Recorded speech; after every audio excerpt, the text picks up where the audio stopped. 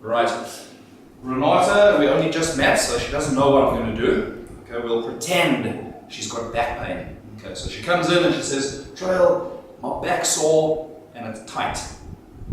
So I need to test. First of all, listen to your client. You got a tight lower back? Okay, let me check to see if you really do have a tight lower back. So, quite simply, Renata, can you go into this position?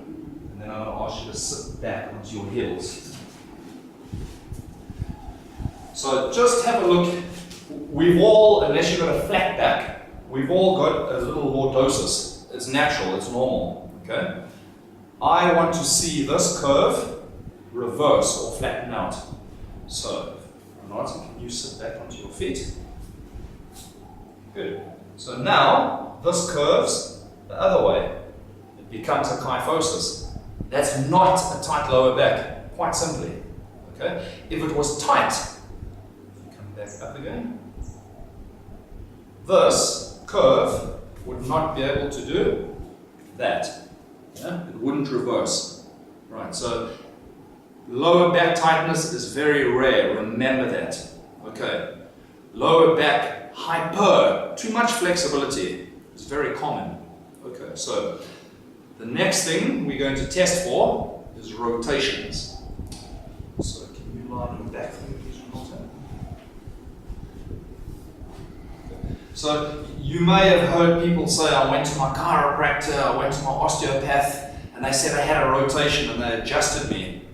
Well, now you know why rotations cause pain. Okay? The lumbar spine doesn't like to rotate very much, and if someone does have a rotation, if you don't have the skills to manipulate, you need to have the skills to give them the tools to stop this rotation. Okay, so very simple way to test. Can you bend this knee for me?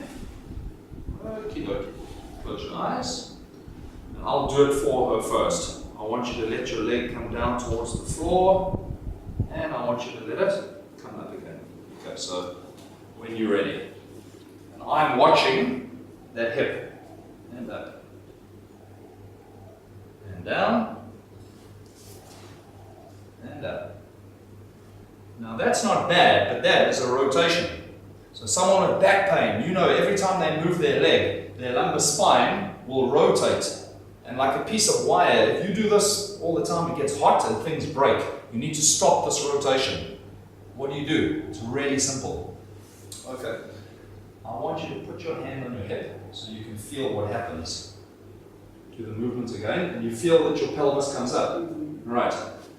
So all I'm going to do is say, Renata, stop your pelvis moving. Simple. Don't let it come up. Fantastic. So all that happens now, the brain will figure out what muscles need to engage. And this is soft core. This is your reactive core. All the muscles that support and stabilize your spine.